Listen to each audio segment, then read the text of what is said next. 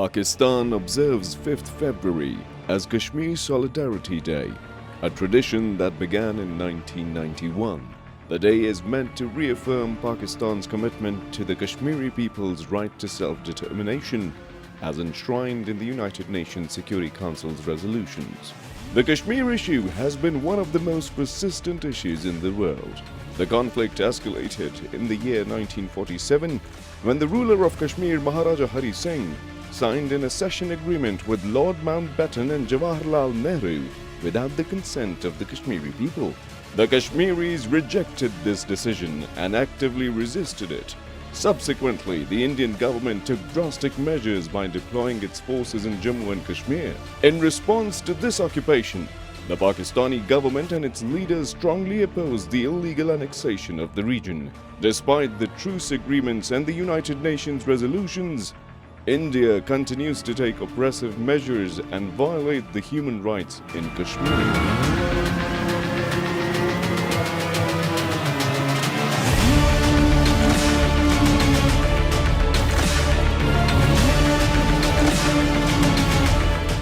And when we see the international response, we have seen that the international human rights organizations, they have documented many reports on these HR violations in occupied Kashmir. And also, we could see that United Nations Council's Office of High Commissioner also issued 2 reports for it, and special rapporteurs do issue communications to the government of India with regards to its current policies in Kashmir of demographic change and harassing human rights defenders and also journalists in Kashmir, and for the women's rights. But unfortunately, all these calls from the United Nations, from international organizations, fell on deaf eyes of the Indian, because there is a government which is of the fascists. During the Indian occupation, approximately 96,000 Kashmiris have been martyred, 23,000 women widowed, nearly 11,000 girls and women subjected to sexual violence, and around 1,000 homes and schools demolished.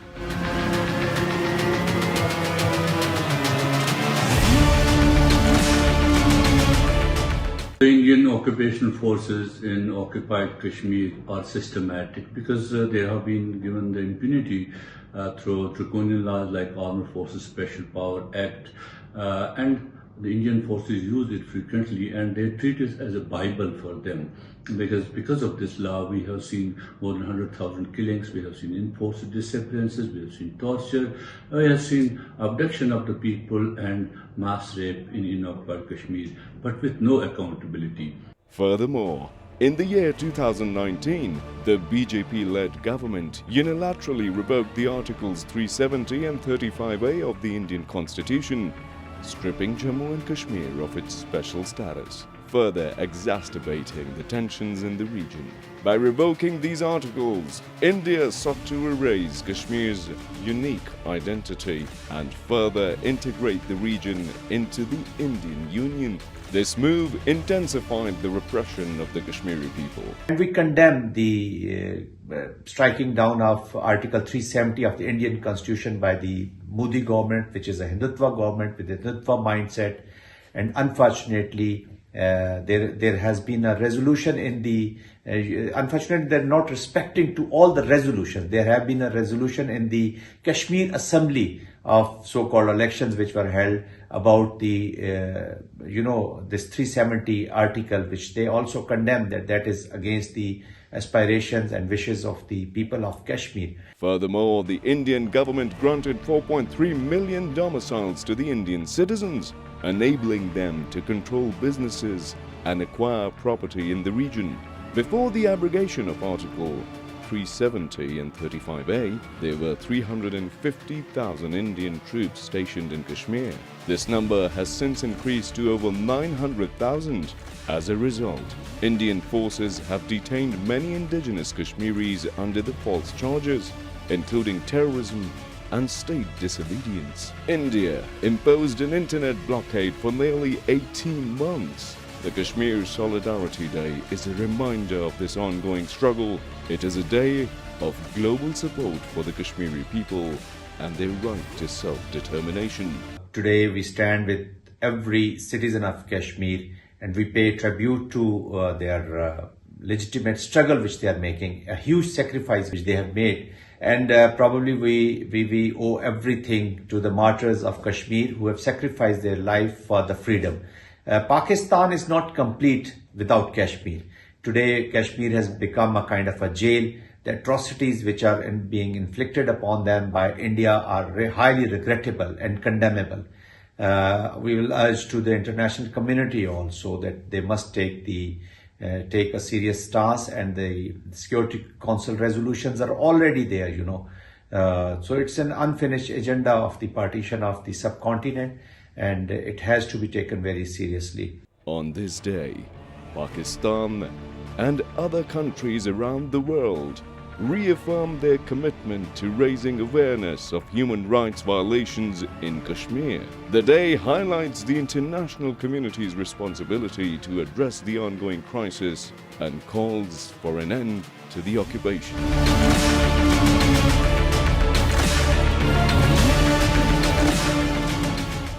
Bismillahirrahmanirrahim. Assalamu alaikum. Welcome to Newsroom. I'm your host, Khalid. But today is the 5th of February 2025, and today, ladies and gentlemen, is a day that Pakistan observes along with its Kashmiri brethren to observe the Kashmir Solidarity Day. The 5th of February has had a lot of importance in the history in the last few years, at least since the 1990s and onwards, as the day of reaffirmation of Pakistan's diplomatic, political and moral support to the people of the Indian-held Jammu and Kashmir for their right to self-determination. The day also is important in the whole context of the global fight that the Kashmiris are undertaking to highlight the atrocities that are being committed on them since decades, and their due right to self-determination that is being denied to them since decades as well, despite around 18 United Nations resolutions that have been put forward in the United Nations and accepted by the United Nations in this regard since the late 1940s. The fact also remains that India, through its hegemonic designs, continues to harbor nefarious designs towards the Muslims of the Indian-held Jammu and Kashmir. To highlight different aspects of the importance of this very day and what is being done by the Kashmiris in the Indian-held valley and what is being done by the Kashmiris across the world, and how important is Pakistan's resolve in that regard, we will be joined by various guests. Let me introduce them to you one by one. Online, in fact, we'll begin with that. We've been joined by Dr. Asma Shakir Khawaja Sahiba. She is the Executive Director of CISS Azad Jammu and Kashmir. And in the studios, we've been joined by Dr. Mujahid Gilani. He's a Kashmiri leader. Thank you very much, Mujahid Sahib, to have joined us after quite a bit of a hiatus, I might say. We'll also be joined by Farzana Yaqoob Sahiba, who's a former minister with the Azad Jammu and Kashmir, later during the show. But let's begin without further ado. Importance of the right to self-determination for the people of Indian Jammu and Kashmir. We've been highlighting that. We've talked about that in previous shows as well.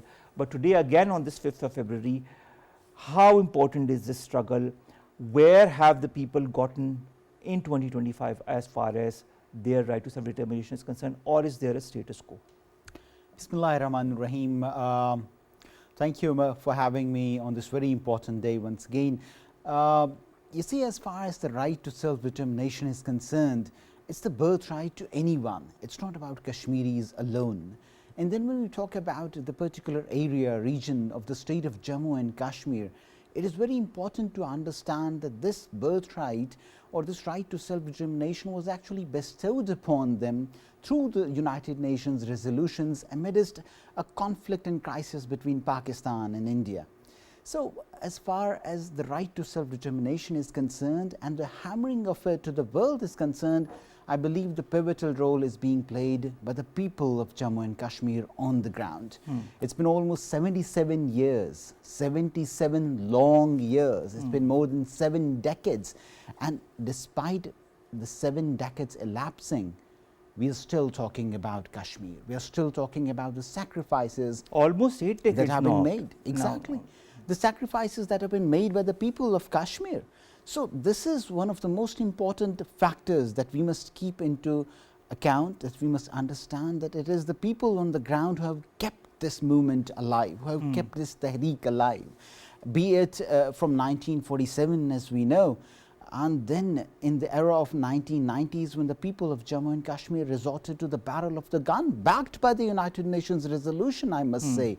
And then after 2016, the martyrdom of Burhan Muzaffar Wani, and after 2019, when India actually fueled this movement by the abrogation of both the articles.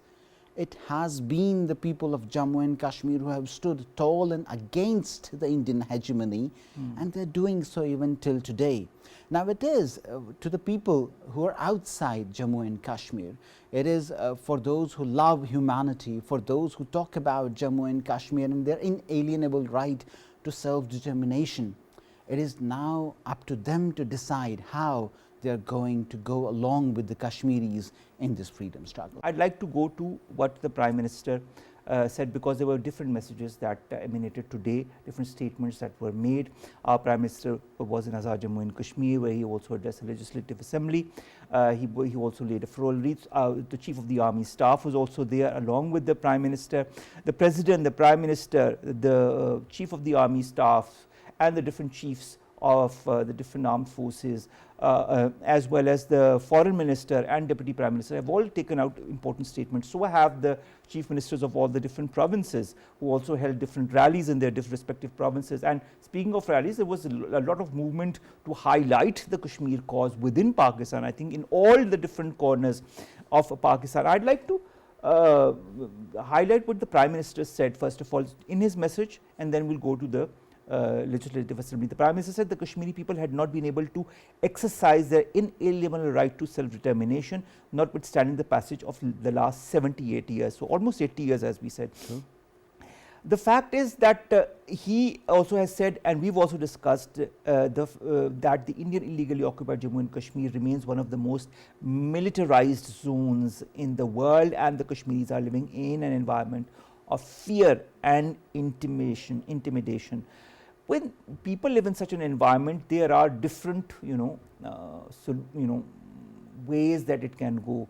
Either it can go to a complete destruction mentally, or it can further strengthen their resolve. Where has this taken the people of the Indian held valley?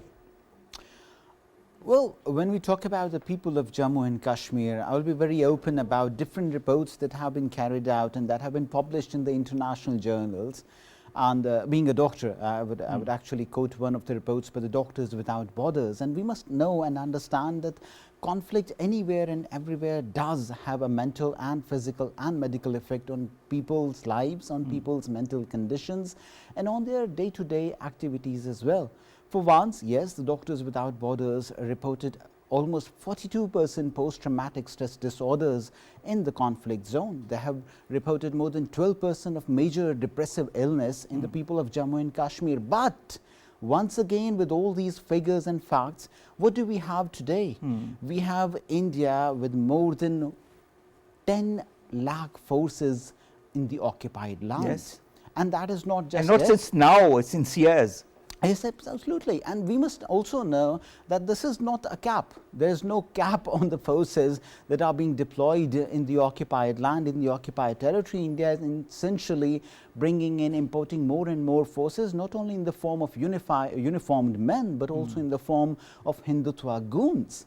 So, for once, understand this, that the people of Jammu and Kashmir have been very resilient, be it the flesh and blood, be it their crops, the walnut crops, the apple crops, or be it saffron as well. The Kashmiris have shown resilience by writing Azadi on the Kashmiri apples as well. Legislative Assembly of the Azad Jammu and Kashmir, and the address, and the, I wouldn't say criminal silence, but it is nevertheless a certain silence of the world community when it comes to the right of the people of Indian illegally occupied Jammu and Kashmir. Will that change? Omar, I will be in covenants with what you said, the statement that you gave, and it's very important to understand that it's not really the criminal silence, because after 2016 we must acknowledge that the world has spoken. It's New York Times, it's Washington Post, it's the congregational hearings, it's been the Office of the Human Rights Commission of the United Nations. We must acknowledge that the world did listen to the pellet victims, that the world did listen to the people of Jammu and Kashmir for once. It is the lack of execution, it is the lack of implementation of whatever had been decided, whatever has been proposed against India, or by the Human Rights Watch, by the Amnesty International. All these reports unfortunately have been squandered and thrown into the dustbins after reading through and going through them. This is what is important, and the world must understand that if this does not happen, for the people of Jammu and Kashmir, the destination is very clear. It is Azadi from India. It is Azadi from the Hindustani clutches, and if we don't get it by the ink and the words, we will take it by the barrel of the gun. And if it reaches to that, I believe that the world must know that this region constitutes of 3 nuclear powers, and once that kind of a stage comes over, I think I need not say more. All right, Farzana Yaqoob joins us. She is a former Minister for the Azad Jammu and Kashmir. Thank you very much, ma'am, to have joined us. Aren't two separate standards quite visible when it comes to democracy, justice, discrimination in the enforcement of international laws? Shouldn't this be unacceptable to the world community, because maybe such is the requirement of international laws and demands of humanity?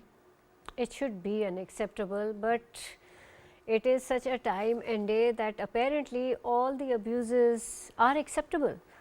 Just recently what we have seen is happening regarding Gaza's strip is extremely alarming. The way America is posturing and assisting Israel in its war crimes and actually clearing out Palestinians. So it is an extremely problematic and troublesome times that we are in now. What do Kashmiris do?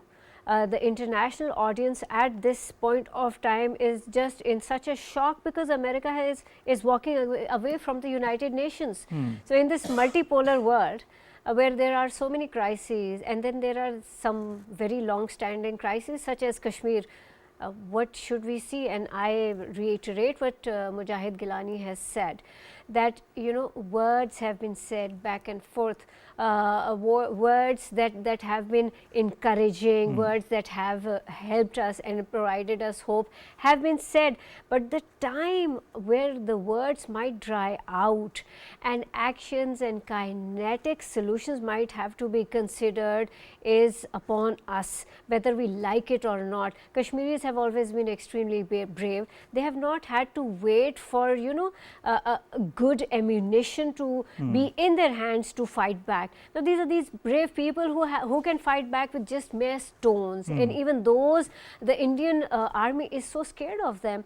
The numbers, just the number of Indian forces in occupied Kashmir, they keep increasing. But does the number of freedom fighters increase? People who are actually out there on the front lines, as per the Indian government, the numbers are never more than 1,000, never more than 1,000. But they still require more and more forces to keep the Kashmiris at bay. Why does India need to do that when it is boasting that we're spending billions of Indian rupees in development? And there's also this comparison between Azad Jammu Kashmir and Indian occupied Kashmir, using Indian rupee and the kind of rates that are over there to fool people into thinking that everything is pretty much better than how it is in Azad Jammu Kashmir. I must tell everyone through this August channel that if Indian occupied Kashmir was such a safe haven, 1.1 million forces wouldn't be there. Please remember that the population of the occupied Kashmir is around 1.5 crore. And for that, you need, for every 9 people, you need 1 armed personnel. That is not a good life that you would want. There is no right to protest, there is no right to life, there is no right to economic activity for any Kashmiri. They are being removed by force, by killing them. This is not what is happening in Azad Jammu Kashmir, alhamdulillah. you know, there is this freedom of expression, there is this freedom of protest.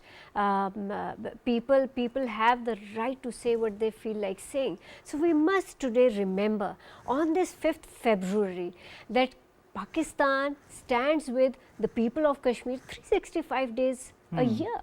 This is not just this one day, but this is a day where everyone actually openly comes out and expresses and reaffirm their will, what they have been saying every day of the year. Indeed, and so that does not mean that it is just this one day, but everyone comes out, and the activities that are taking place in Azad Jammu Kashmir as well.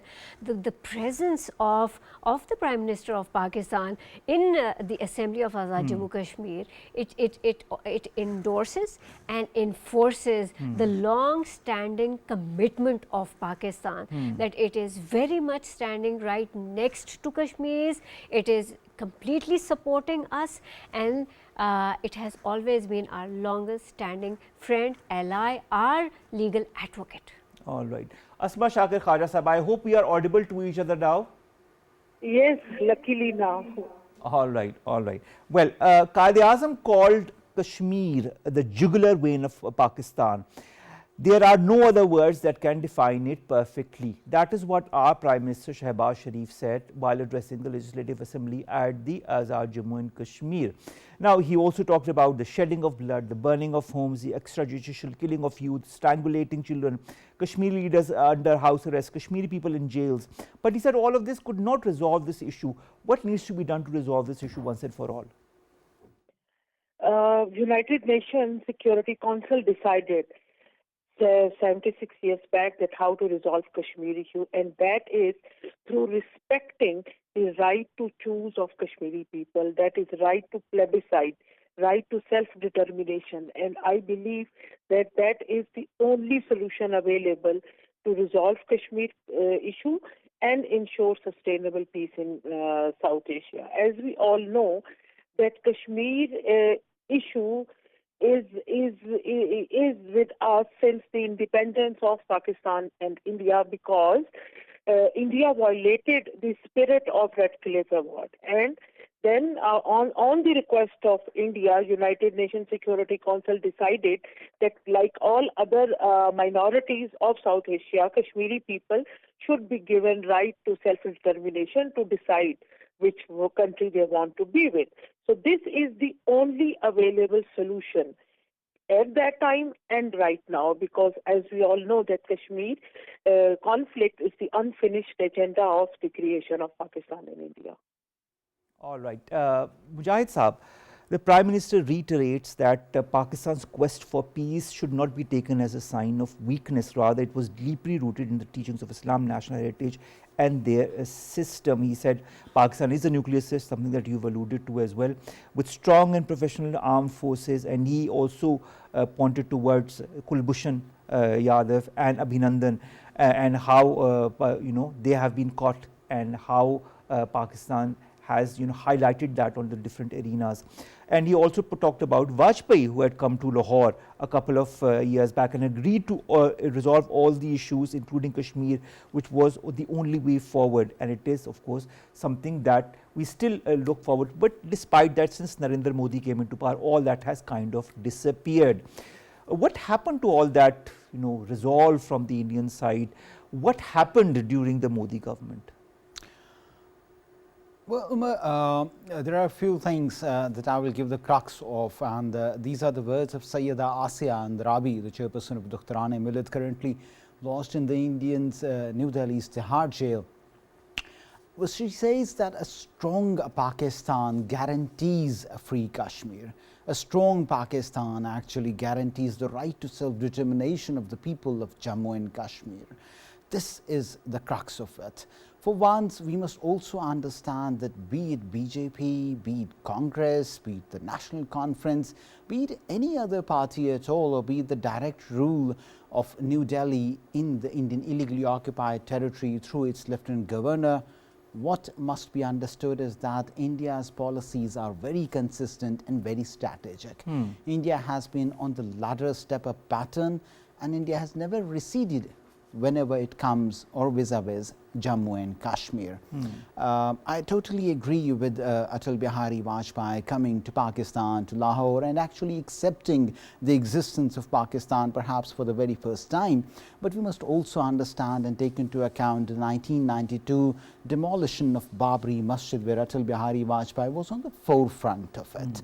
So for once, please understand and please make it into a thorough engravement that the dream that was seen by Pandit Jawaharlal Nehru in 1947 was actually materialized by Narendra Modi in 2019 by the annexation of Indian illegally. So basically what you're occupied trying to Jammu and say is that the Kashmir. Indian designs vis-a-vis Indian held Kashmir have always been The same. continuous and the same since 1947 till Yes. 2025. Whatever benefited India in 1947 and 49 was giving a so-called or semi-autonomy to the state of Jammu and Kashmir, and at that time Indian illegally occupied Jammu and Kashmir, and in 2019 the abrogation of both the articles benefited India, and that is what India actually carried out.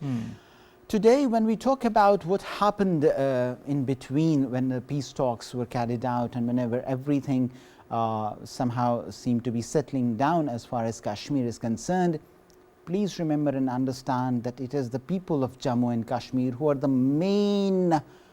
main stakeholder of this whole issue. If Syed Ali Gilani rahmatullah alayhi and now Shahid says that this is not the solution to the conflict, it is not. No matter what and whoever says that this is, it is not. If Sayyida Asya Andrabi and the people of Jammu and Kashmir, Masrat Alam Butt states that this is not going to be acceptable to the people of Jammu and Kashmir, it will not. I categorically state that. And so today, I believe that the most important step to be taken is the diplomatic, moral and political support that Pakistan has already been giving to the people of Jammu and Kashmir, but also accepting the right to resistance by the barrel of the gun, because it is supported by the United Nations resolutions. All right. Farzana Yaqoob Sahiba, is this struggle by the Kashmiris, this indigenous struggle by the Kashmiri people in Indian illegally occupied Jammu and Kashmir since the last almost 78 years, imbibed with the same spirit in 2025 that it was way back, decades back, despite braving grave human rights transgressions, violations, inhumane lockdowns? And if so, what is the basis of that spirit? The basis of the spirit is the way India treats Kashmiris. India will never let go. India will keep punishing Kashmiris while they are alive. What is a Kashmiri doing when they are studying in Indian universities, and if they are happy about Pakistan winning some cricket match, they have to be punished. India thoroughly dislikes this fervor within the Kashmiris where they feel the desire to express themselves and the love that they have for Pakistan. Now, you also asked whether, are we still that passionate about removing the yoke of Indian occupation? Yes, it is. And the latest elections are a clear proof. People looked at those numbers and they were surprised. They thought that these numbers are actually an endorsement that Kashmiris now are ready to be part of India. No, not at all. This was actually the endorsement of the narrative that had to be used by both Muslim Conference and PDP for getting people to come and vote for them. What did they ask for? What did they tell people they would do as soon as they formed their government? They said, we will make India go back to the previous, 5 August 2019, before that, the changes need to be revoked. And that is why people came out in such a large number to vote. This was people giving out their expression by a very legal and moral way by voting for what they believe, and that is the state of Jammu and Kashmir is not part of India. And then what does the elected government do? It just went and did what it has always done. It is in the laps of BJP and literally their mouthpiece, the Indian government's mouthpiece in the occupied Kashmir. And this is not the first time. It has always been like this, and that is why we always say that the people who are in the assembly are not the true representatives of the people. It is the people who have been jailed. It is the political leadership which is languishing in the Indian jails, which is the real leadership. It is the people who are not allowed to come out of their houses. Just like, may Allah bless his soul, Syed Ali Gilani always said, and he never stepped back from his moral stand, that Kashmir banega Pakistan. All right. Well, I'd like to add to a little bit to the 5th of August 2019 and the pre-5th of August 2019 situation in Kashmir. And herein I'd like to ask Asma Shakir Khawaja concerning the National Conference Member of Parliament Agha Ruhullah, who advocates for the restoration of the IIO-JK's pre-1953 status. He says that mere statehood was insufficient to address the territory's political and constitutional grievances. He says, and I quote, not just Article 370, but the pre-1953 position must be reinstated. Many are hopeful about the return of statehood, but real justice will only be achieved when full autonomy is restored. What was the pre-1953 situation of Indian illegally occupied Jammu and Kashmir? And do statements such as these in the Indian Parliament have any leverage whatsoever? Your comment.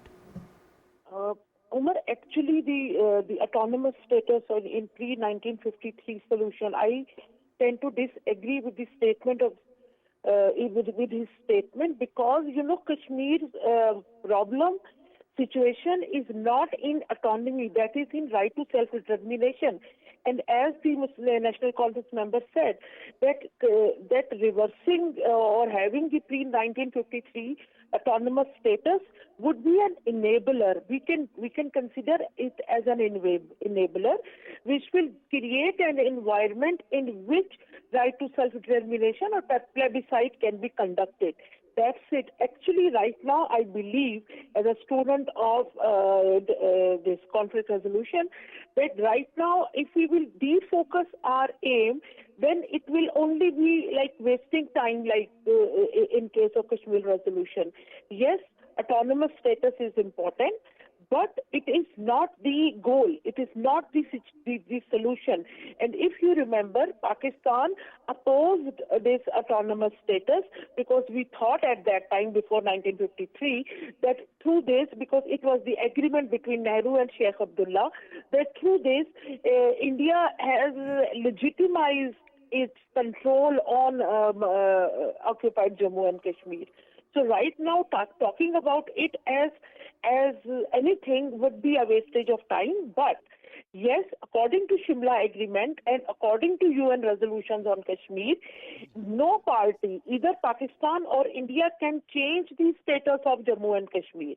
That is where the legal battle is legitimized, because by revoking Article 370 and 35A, India changed the status of occupied Jammu and Kashmir, and that is why that move is not acceptable. But yes, but autonomy, of course, is not a solution. And here I would also like to highlight that whenever Indian leaders they need or they accept Kashmir as a conflict, and this reminds me the statement of Indian father of the nation, Mr. Karamchand Gandhi, who stated that Kashmir conflict should be resolved as per between Pakistan and India as per the will of Kashmiri people, and his suggestion was rejected by Nehru at that time, and he invaded Kashmir, and after facing military difficulties, he approached UN Security Council to intervene, and then UN decided this. Similarly, when Atal Bihari Vajpayee came to Pakistan, at Minare-Pakistan, Atal Bihari Vajpayee wrote in the register that Kashmir conflict should be peacefully resolved between Pakistan and India as per the will of Kashmiris. And at the same time, in 1998, when India and Pakistan conducted nuclear tests, and UN Security Council passed a resolution to condemn those tests, but it is very important to know that in that resolution, UN Security Council directed the Secretary General of UNO to play his part, his role, to resolve Kashmir conflict amicably. So, and when we indulge in a debate with India that Kashmir is a conflict or not, it is a bilateral issue or a multilateral issue, but all these are, I think, wastage of time, and this is how India changes the goalpost for Kashmir resolution from one point to another, from another point to stalemate and thaw. And right now, after 76 years, we have to change this situation of thaw or stalemate in Kashmir, because as I always say, or that Kashmir conflict means, when we use the term conflict, it is not about a territory. It is about millions of people living on that territory, and they are living under the threat of acute violence and without respect for their human rights. And this is how, if you see, the post-conflict trauma disorder is a reality in Indian-occupied Jammu and Kashmir. If we see our children walking on streets under the shadow of guns every day and coming back home, and they don't know if the next day they are going to school, what impact that would be on their mindset. And this is how Kashmiri nation is suffering from generational trauma of genocide, Jammu genocide, which was one of the largest and least reported genocides of the history, was conducted by Hindu radicals against the Muslims of Jammu region in 1947, and it was so massive that it changed the demography of Jammu. And then ongoing struggle, and if you see, like Kashmiris and Pakistan, we tried every possible way to resolve Kashmir conflict with India. Whatever India said that do this and then we will talk about Kashmir, we did, and we trusted India. During the Nehru regime, for 11 years, Mr. Nehru and the governments of Pakistan, they kept on negotiating the implementation strategy to implement UN resolutions in Kashmir. And after the death of Mr. Nehru in 1963, I think, the new Indian government said that we have nothing to do what Nehru has promised you. And this is how those negotiations derailed. And then we have seen during Musharraf regime, again for 11 years, India and Pakistan negotiated the Kashmir conflict, the resolution strategies, and they humanized the conflict. And then there were several confidence-building measures inculcated in Kashmir to create an enabling environment for resolution. And then after Mr. Modi came to power in 2014, whole peace process was derailed. So this is how India is playing with Khawaja, the whole, looking at the history of this whole, as you have very ably explained to us, we are at point zero vis-a-vis India when it comes to the Indian illegally occupied Jammu and Kashmir issue. Mujahid Saab, the Deputy Prime Minister and our Foreign Minister has addressed letters to the President of the UN Security Council, General Assembly, the United Nations Secretary General, the United Nations High Commissioner for Human Rights, OIC Secretary General, again to highlight the issue of Indian illegally occupied Jammu and Kashmir. He has also urged the United Nations as well as the OIC leadership to play their role to improve not only the human rights situation in IIOJK but also to look for a tangible solution as far as the right to self-determination of the people is concerned. Will the world break its silence, stand for justice, demand an end to the suffering of innocent Kashmiris? Your take. As far as the conflict zone is concerned, as far as we are concerned, I'll be very honest about the answer to this question, and that is that we understand our stakes, that we know that what we are looking after, what we actually wish and want and desire is azadi from India. Once again, if the world decides to completely side with India, if they actually appraise law, the Indian human rights violations and organized war crimes, be it so as far as the Kashmiri perspective is concerned, because for us there is no other option. For us there is only one single pathway and one single destination, and that is azadi from India. But as far as OIC is concerned, as far as the Muslim countries are concerned, since it's about ummatics, and when we talk about it, we must bring in to account, and we must bring into this I believe the larger plate different countries that have been talking about the other conflict zones, the other Muslim conflict zones, Palestine, Syria, Iraq, and the other countries that have unfortunately faced the same kind of disaster that at this point in time Indian illegally occupied Jammu and Kashmir is facing. I believe it's very important that considering these as Muslim conflicts or conflicts of the Muslim countries, of the Muslim states and Muslim regions, the voice should be one. Turkey, Malaysia, or the Gulf countries, or KSA, whenever talking about Palestine, I believe the other face of the coin should be Indian illegally occupied Jammu and Kashmir. And the most important thing that I have been advocating previously as well is the BDS, or the boycott, divestment and sanctions against India. You see, India enjoys a thorough trade relationship with different Muslim countries, and for once, just like Malaysia and Turkey had done, if that glimpse could be shown to India, that if the people of Jammu and Kashmir and their own grand people are not given some relaxation, at least some relaxation, this is what can happen to the trade relationships. So yes, the Muslim countries need to play a more and a better and a stronger role in this. As far as the Western world is concerned, I believe it is the responsibility of the people living in the free environment, living as a free people, to tell them, to continually hammer them, and to continuously claim that the region of Jammu and Kashmir still needs a solution, a tangible solution. The issue of Kashmir needs a tangible solution, and the tangible solution that everybody, at least the Kashmiris, agree on is the right to self-determination and the right to do whatever they want to do with their land. When they want to access to Pakistan, fine. They want to do something else, fine. Give them their right to decide what they want to do. We have over the years, Pakistan has diplomatically done whatever it could, whether it be the United Nations, whether it be highlighting this to the different diplomats. Even now recently a briefing was organized by 4 Islamabad based diplomats to apprise them of the situation in the Hill Valley, a situation that they know exactly 100% or even more about what exactly is happening as far as human rights abuses and the denial of rights to the people is concerned. What should be the scope of strengthening the international resolve in your point of view towards this issue? A very difficult question indeed. We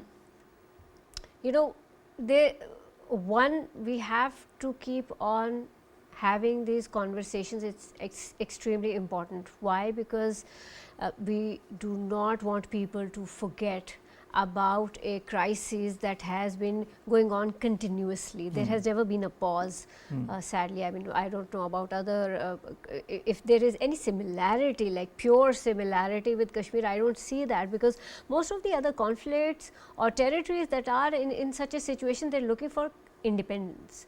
And here is a territory which has yet to decide which country it will join. Pakistan's constitution actually does give a lot more space to the Kashmiris, that once the plebiscite takes place, then Kashmiris can decide what kind of relationship they want to have with Pakistan.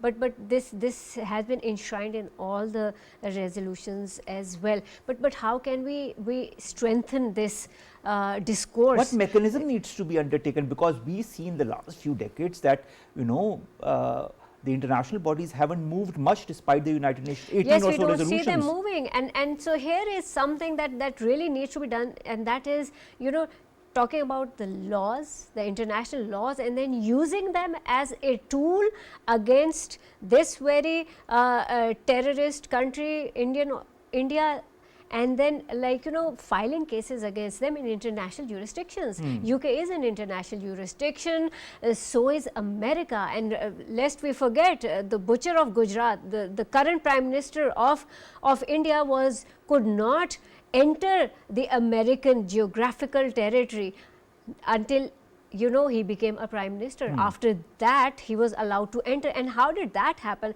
Well, there were, the civil society is very vibrant in the Western countries, and they had filed a case against this terrorist, against this butcher. And the American courts had decided that yes, he is what is being said, and he cannot come into America. The same has to be done about other personalities, other person non grata of India. It's their Indian forces. The crimes that they are perpetrating against Kashmiris. One, the number of forces that we have, it is clearly a war crime. The situation is that of a war, and all the crimes that are taking place are war crimes. 5, we have to file cases against the Indian forces, against the Indian government, and it can be done because there is quite a bit of information, there is quite a bit of data that is being accumulated by the people in Indian occupied Kashmir, and it has been provided to INGOs, to European Union, to United Nations. There are different books. Now all the APHC as well as other Kashmiri organizations, they share monthly updates of what kind of atrocities are taking place. Now some of them are registered in Indian police stations as well, because in occupied Kashmir it is really difficult to file an FIR, but once it is, then that becomes a document which can be used internationally, and there is a precedence. 2 cases have been filed against the Indian government as well as the forces. We need to amplify that, multiply, name and shame them. They're not hidden. It's not like people don't know who is the perpetrator. So we really need to up our ante when it comes to shaming Indians. Why do we have to act like morally better people? We are actually morally better people, and there is no crime in calling out someone like just like the Prime Minister of India is the butcher of Gujarat. Similarly, their armed forces are no less than their Prime Minister. They're butchers, they're criminals, and they should be treated such, and they should be named so. All right, Asma, Shakir, Khawaja, I'd like to also understand the love that the people of the Indian Hill Valley have for Pakistan. Posters reading "Thank you Pakistan" appeared in various areas of the IIOJK, and these posters featured the flag of Pakistan. They've been seen in several parts of the valley, including Srinagar, which express gratitude to the people of Pakistan for effectively advocating the case of the Kashmiri people at the international fora. And of course, we all know that this is also a means to reaffirm their commitment to continue their rights for their struggle for the freedom from Indian oppression. Our guests in the studio have also, talked about the love and the allegiance that the people in illegally occupied Jammu and Kashmir have with their Pakistani brethren, because of the way we have supported them diplomatically, morally, and politically. How important is this solidarity, and how do you view it? That is really courteous of the brave Kashmiris living under Indian occupation. But I would say that it is like Pakistan is doing it for, like, we don't consider Kashmiris as a separate some identity. Our identity, Pakistan's and Kashmiri's identity is same.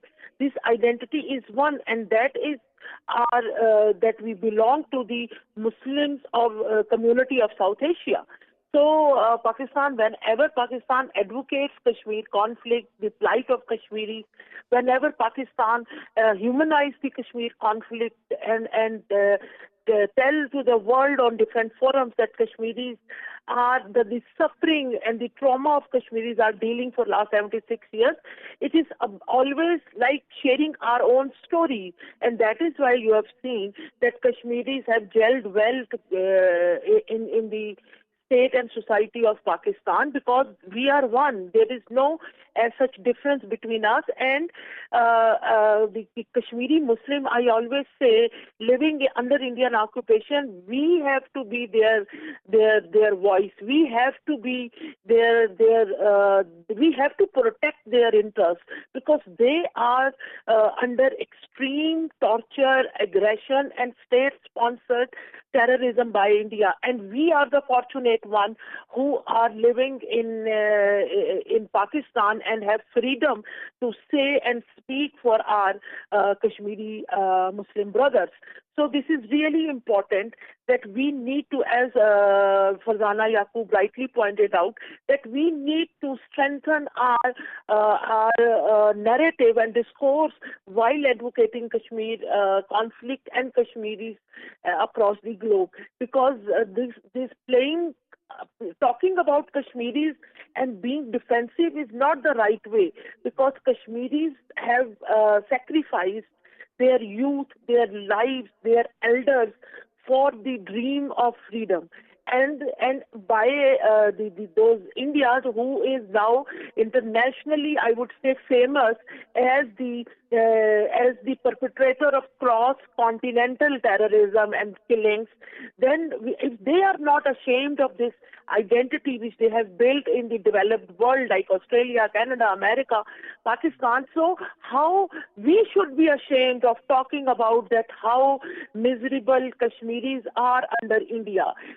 India bullied us that they would use the term terrorism for the freedom fighters and for the people who under after the promise of UNCR, they are demanding freedom from Indian occupation. And India itself has admitted several times in the history that it has to resolve Kashmir conflict. So we should be out of this defensive wicket and this apologetic behavior and stand firm and tall, because I always believe that truth is powerful. So Kashmiris... I agree with you on that, Dr. Asma Shakir Khawaja. Truth is more powerful than any other thing, any other force in the world. I'd like to thank you, Dr. Asma Shakir Khawaja Sahiba, and my two guests in the studios who came all the way, Dr. Mujahid. Sorry, we'll be taking 30 seconds. Since it's very important, it's the 5th of February. I must mention Dr. Qasim Fakhdu, who was arrested back in 5th of February 1993. Today, on the 5th of February 2025, marked 32 years of imprisonment in the Indian jail.